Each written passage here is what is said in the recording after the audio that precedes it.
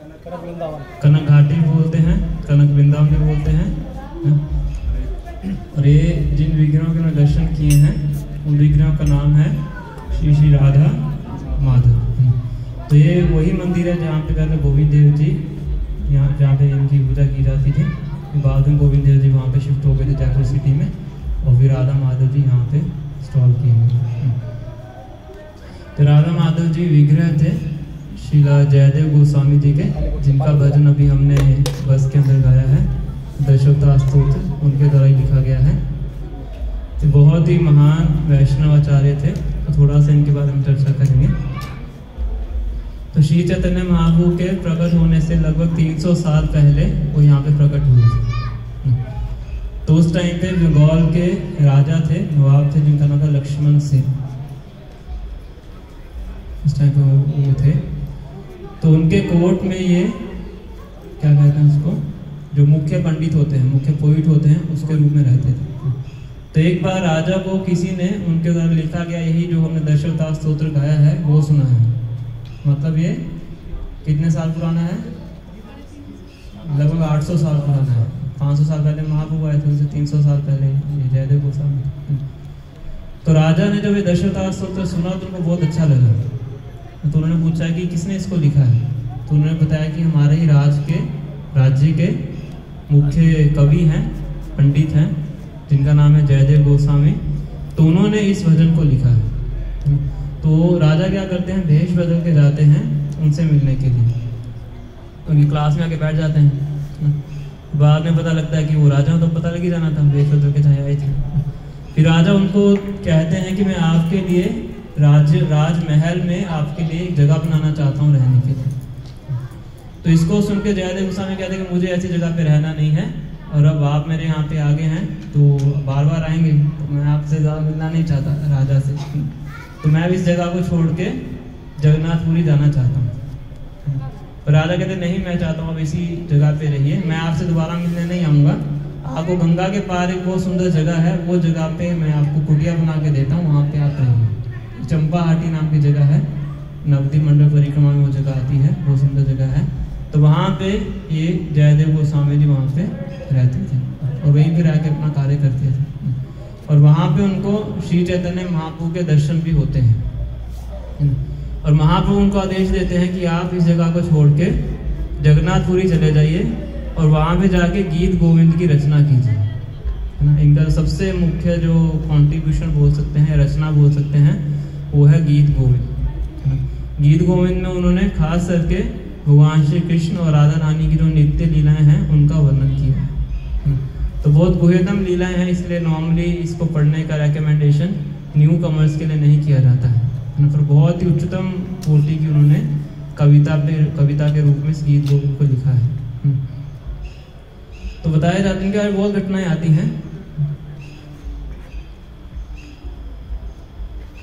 बताते हैं कि जगन्नाथपुरी में एक बहुत ही जगन्नाथ जी के भक्त थे, दंपति थे, पति पत्नी थे। तो उनके घर में एक संतान, एक पुत्री थी। तो पुत्री विवाह के योग्य होती है तो जगन्नाथ जी के सामने जाके बोलते हैं कि आप इसका विवाह कीजिए। तो जगन्नाथ जी सपने में आके बोलते हैं कि मेरे भक्त हैं, वैरागी हैं जयदेव के नाम से, तो आप उनको जाके अपनी पुत्री दे दीजिए। वो तो एक तरह से वैरागी आश्रम में थे जयदेव गोस्वामी। तो जाते हैं, उनके पिताजी, पुत्री का नाम था पद्मावती।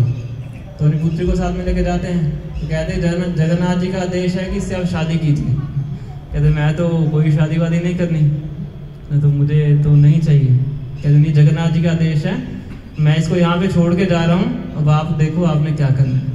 मेरी पुत्री है, जगन्नाथ जी का आदेश भी यहाँ पे छोड़ के जा रहा हूँ। तो चले जाते हैं। तो पुत्री वहाँ बैठी रहती है। तो कहते हैं कि मुझे स्वीकार कीजिए। तो कहते हैं आप मुझे बता दीजिए आपको कहाँ जाना है, आपको वहाँ छोड़ देता हूँ, पर मैं आपसे शादी नहीं कर सकती। और पुत्री कहती मेरे पिताजी छोड़ के गए हैं, या तो मैं आपके साथ शादी करूँगी या मैं यहीं पे अपना शरीर त्याग कर दूँगी। तो उनको ज़बरदस्ती शादी करनी पड़ती है। तो पद्मावती और जयदेव गोस्वामी उनकी शादी होती है। पर दोनों ही बहुत ही उच्च कोटि के वैष्णव थे।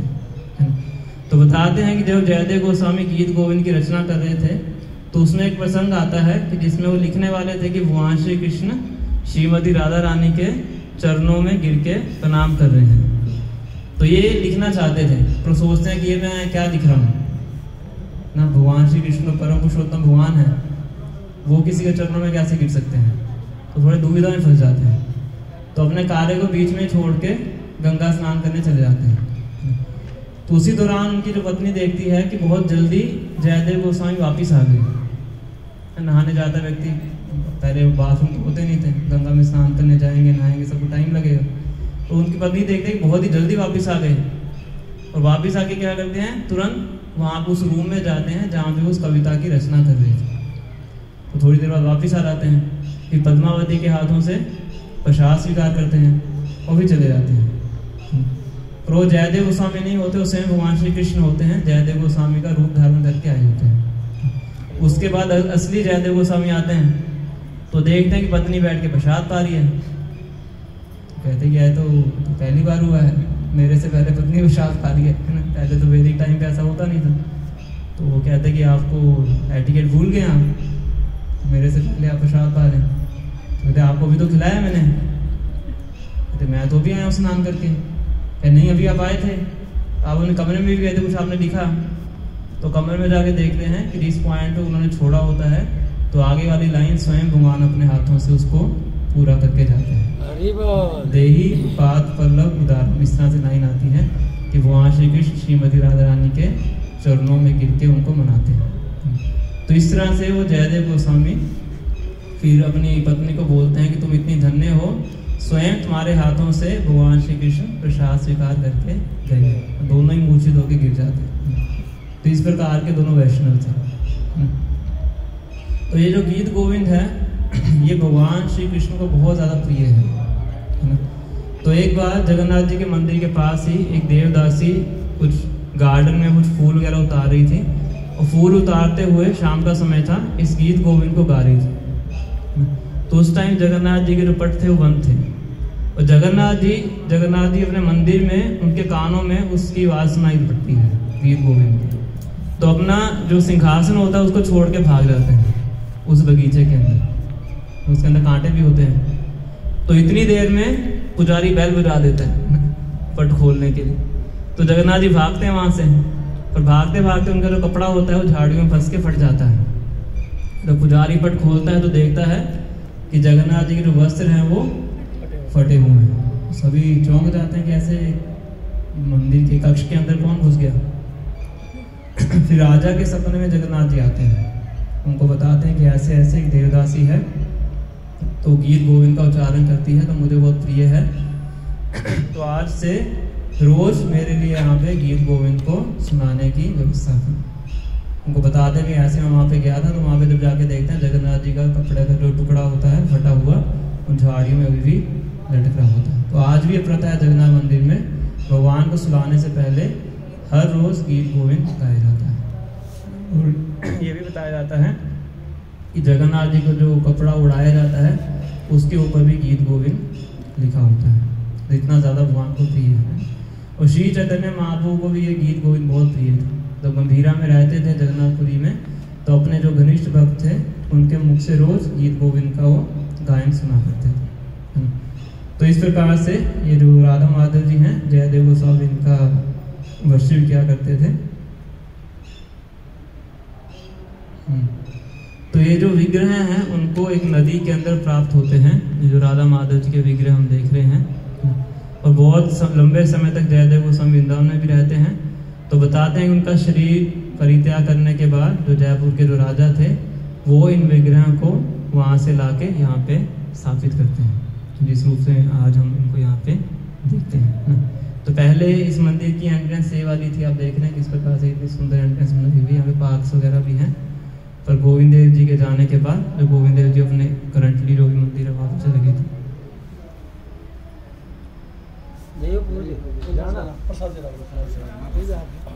नहीं तो ये स्पीकर बंद करने के लिए क्या है?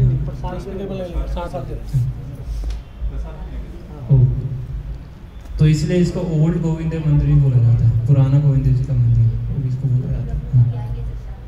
तो ये राधा माधव जी का कुछ फास्ट टाइम है। ये पहले ये एंट्रेंस थी मंदिर की। नीचे आप देखें ना, बहुत अच्छा पार्क बनाया हुआ है ना, पूरा रास्ता बनाया हुआ है। तो पहले यहाँ से लोग दर्शन करने आते थे जब गोविंद देव जी यहाँ पे थे। उसके बाद भी फिर बाद में ये जो साइड वाली एंट्रेंस है इसको खोला गया।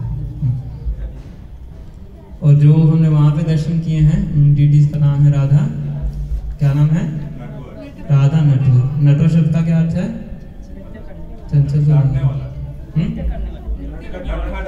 नटखट भी नहीं है। नट और वर, नट मतलब जो नृत्य करता है, वर मतलब श्रेष्ठ, नृत्य करने वालों में सबसे श्रेष्ठ, है ना। हम डांसिंग स्टेज पे डांस करते हैं, भगवान ने कहाँ डांस किया था? कालिया के ऊपर, है ना, हिलने वाली स्टेज के ऊपर। तो इसलिए भगवान क्या है? नटवर। नटवर क्या, कौन सा गाना है? यशोमती नंदन रजवर नागर गोकुल रंजन कान्हा, इसके अंदर आता है। तो इस प्रकार से ये जो विग्रह हैं राधा नटवर जी बता रहे थे वहाँ पे पुजारी जी, ये अभिराम ठाकुर जी के विग्रह हैं। अभिराम ठाकुर श्री चैतन्य महाप्रभु नित्यानंद प्रभु के पार्षद थे। तो इनके पास एक छड़ी थी जिसका नाम था जय मंगल, और जिसके सर पे छड़ी मारते थे वो भक्त बन जाता है।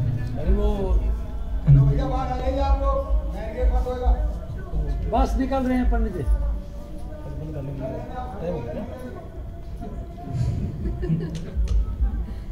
तो उनके बारे में शेष चीज बताई जाती है कि अगर वो किसी व्यक्ति को प्रणाम कर देते थे और अगर वो व्यक्ति भक्त नहीं है तो उसकी मृत्यु हो जाती थी, समझ रहे? और अगर किसी डीटी को प्रणाम करते थे और डीटी वो सही नहीं है तो वो डीटी ब्लास्ट कर जाती थी। तो कोई भी उनके सामने जाने से डरता था, अगर प्रणाम कर दिया तो काम खत्म हो गया। तो ऐसे बहुत सी उनकी लीलाएं आती हैं, है ना, बिल्कुल अवधूत वाली अवस्था में रहते थे, बहुत घनिष्ठ नित्यानंद के पार्षद। तो उनके द्वारा वर्शिप किए गए विग्रह हैं अभिराम ठाकुर। और इससे पहले हम गए थे गलटा जी, तुम्हारा जल्दी जल्दी बता रहा हूँ क्योंकि थोड़ा सा बंद करना है, बस मुझे समझ नहीं आ रहा है। बात में एक बार इधर से चेक करके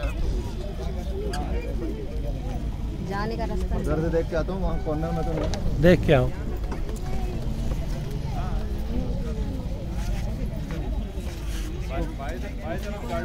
पट्टी तो गर्म पानी चल रही। और राधा नटवर जी का आपको बताया है। कैसे होगा बताओ। और यहाँ पे आने से पहले हम कैसे चला देना। तो यहाँ से आने से पहले हम कहाँ गए थे? कहाँ गए थे? गलता जी कनक बिना तो ये है ना, गलता जी गए थे। गलता जी है ना। तो वहाँ पे हमने देखा है जिस मंदिर में हम दर्शन करने गए थे, तो मंदिर कौन सा था वो? उससे पहले बड़ा मंदिर था वो तो सीताराम जी थे, राम जी भगवान। कौन से संप्रदाय से थे? ब्रह्म संप्रदाय नहीं, श्री संप्रदाय। श्री संप्रदाय के आचार्य कौन है? रामानुजाचार्य। तो वहाँ पे उनकी डीटी भी थी, आपने देखा होगा, है ना, छोटी सी साइड पे रखी हुई थी रामानुजाचार्य की। तो रामानुज जो संप्रदाय है या श्री संप्रदाय है, उनकी एक ब्रांच है जिनको बोलते हैं रामानंदी संप्रदाय। तो इसलिए वहाँ पे भगवान राम के विग्रह थे। तो एक बार क्या होता है, तो वो कहते हैं कि ये जो राधा रानी की जो सेवा है गोविंद देव जी के साथ क्यों हो रही है? गए थे ना, राधा गोविंद की सेवा हो रही है। तो एक बार उन्होंने ऐसे ही आरोप लगाया कि राधा रानी की सेवा गोविंद देव जी के साथ नहीं होनी चाहिए। इसका शास्त्रीय रेफरेंस क्या है, कहाँ बताया गया? तो इसलिए राधा रानी को वहाँ से हटा दिया जाता है। वो संप्रदाय के जो लोग इस प्रकार से करते हैं, जो भक्त थे, और राजा भी चिंतित हो जाते हैं और कहते हैं कि जो गौड़ीय वैष्णव संप्रदाय है ये कोई प्रमाणिक संप्रदाय नहीं है, है ना। तो इसलिए इनको गोविंद देव जी की सेवा से हटा दिया जाए।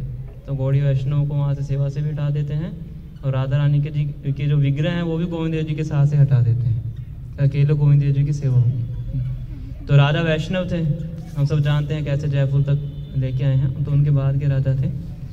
तो वो राजा पर उनका प्रेशर था उनके ऊपर, रामानंदी संप्रदाय क्योंकि यहीं पे हैं ना। तो क्या करते हैं, वृंदावन में पत्र लिखते हैं। उस टाइम पे वृंदावन में जो वैष्णवों को जो लीड करते थे वो थे शिला विश्वनाथ चक्रवर्ती ठाकुर, है ना। तो हमारी संप्रदाय में जो प्रभुपाद जी 32 नाम बताते हैं भूमिका से पहले भगवद गीता में, इनका नाम भी आप पढ़ सकते हो वहाँ पे। तो विश्वनाथ चौकरी ठाकुर थे, तो उनको पत्र भेजते हैं कि इस प्रकार आप यहाँ पे आइए, अदरवाइज राधा रानी की जो सेवा है गोविंद देव जी के साथ वो नहीं हो पाएगी। तो बहुत बड़ा खतरा है एक तरीके से। और उस टाइम पे उनकी ऐसी हेल्थ कंडीशन नहीं थी कि वो वृंदावन से यहाँ तक आ पाते ट्रैवलिंग करके, है ना। और वो अपने एक शिष्य को भेजते हैं जिनका नाम था बलदेव विद्याभूषण, है ना। तो विद्याभूषण टाइटल उनको बाद में मिलता है, उस टाइम पे नहीं था, उस टाइम में उनका नाम था बलदेव, है ना, उनका दीक्षित नेम था। तो बहुत ही शास्त्रों में प्रगाढ़ व्यक्ति थे, बहुत बड़े विद्वान थे। बचपन से इन्होंने बहुत से शास्त्रों को पढ़ लिया था, है ना।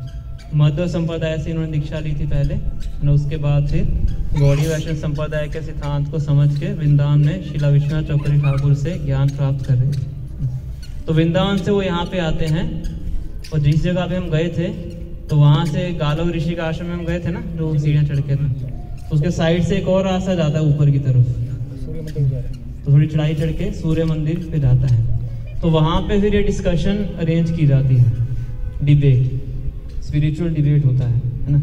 तो पुराने टाइम पे जो डिबेट होते थे बहुत ही सीरियस तरीके से डिबेट किए जाते थे, है ना।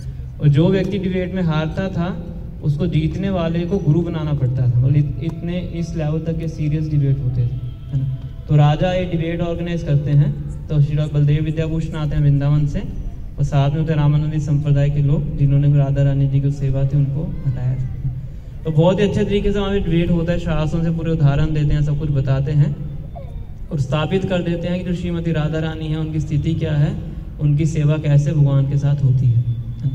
फिर अंत में वो कहते हैं, जो दूसरी पार्टी वाले आर्गुमेंट करते हैं कि आप गौड़ीय वैष्णव संप्रदाय का नाम लेते हैं तो इस संप्रदाय की आप प्रामाणिकता को स्थापित कीजिए, कैसे समझें कि ये संप्रदाय ऑथेंटिक है ना।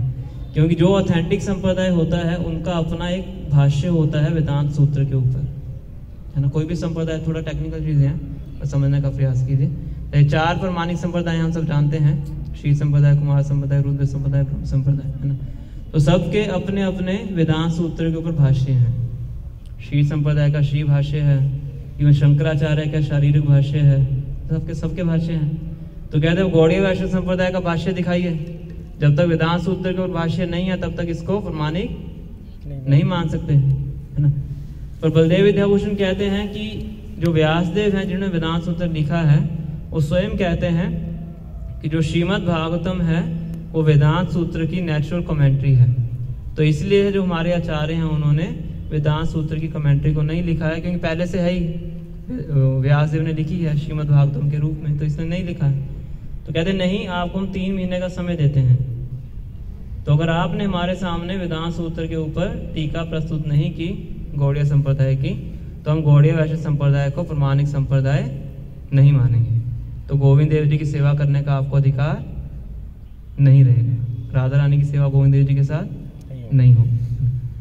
तो चैलेंज स्वीकार करते हैं, तो जाते हैं, बड़े चिंतित हो जाते हैं 3 महीने के अंदर कैसे भाष्य लिख सकते हैं, है ना। पोपा जी 10 साल गए थे श्रीमद् भागवतम को ट्रांसलेट करने के लिए,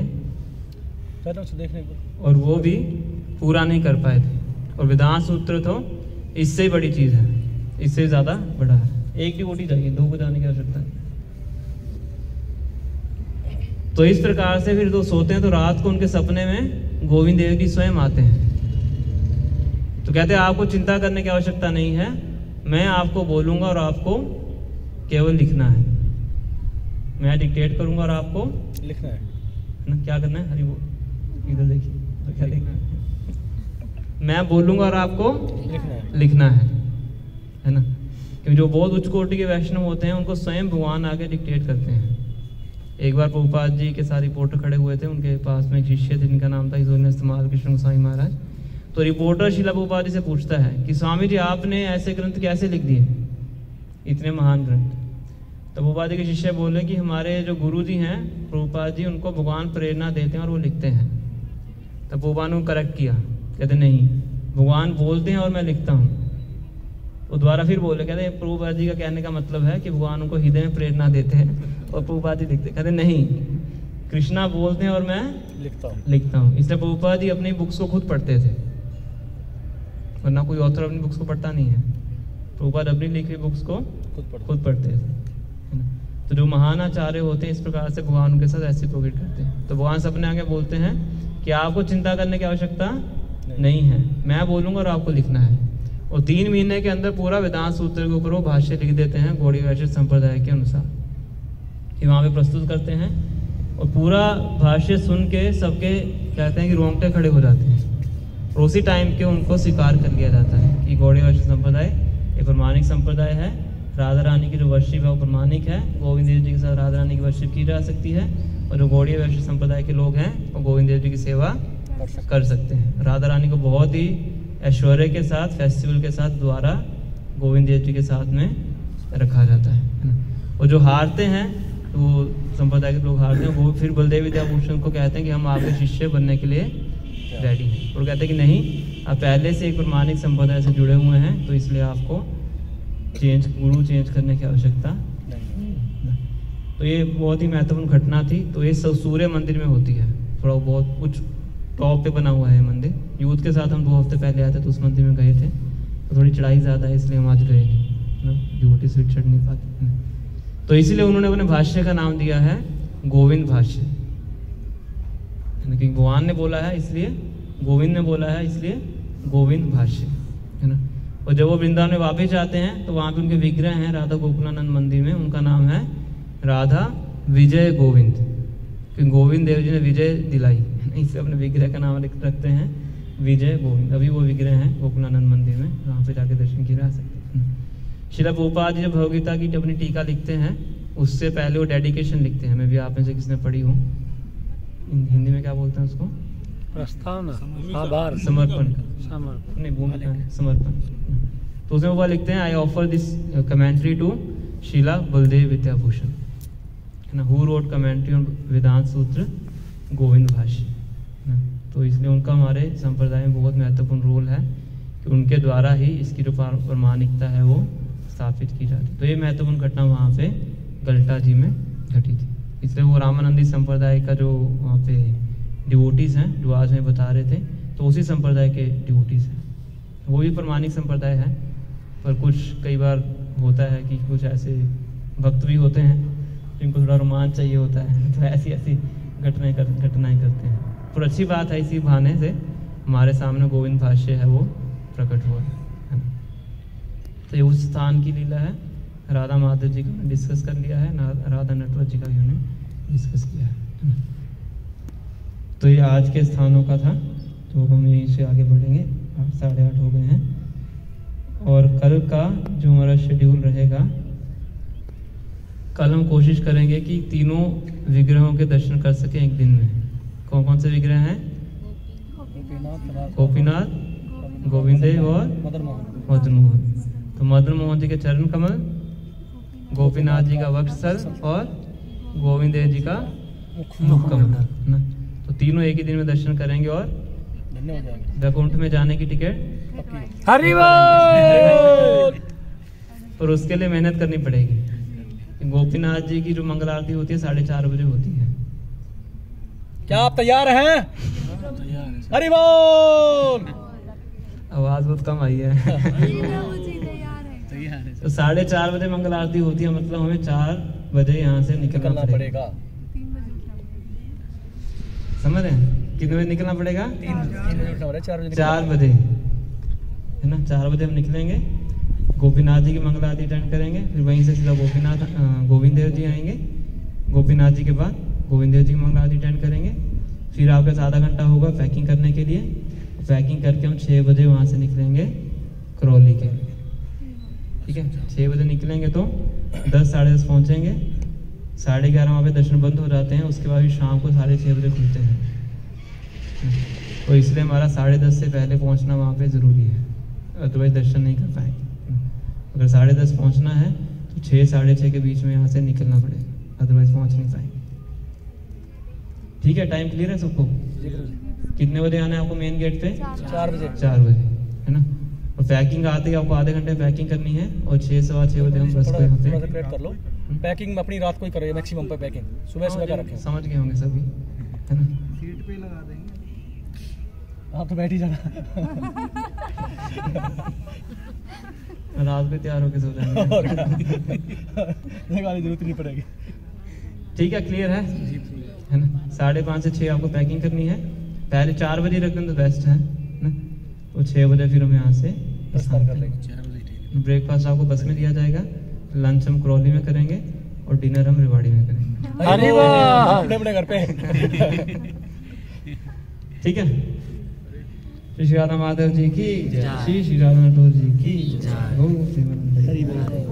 हरे कृष्णा कृष्णा कृष्णा हरे हरे, हरे राम राम राम हरे हरे। की जय।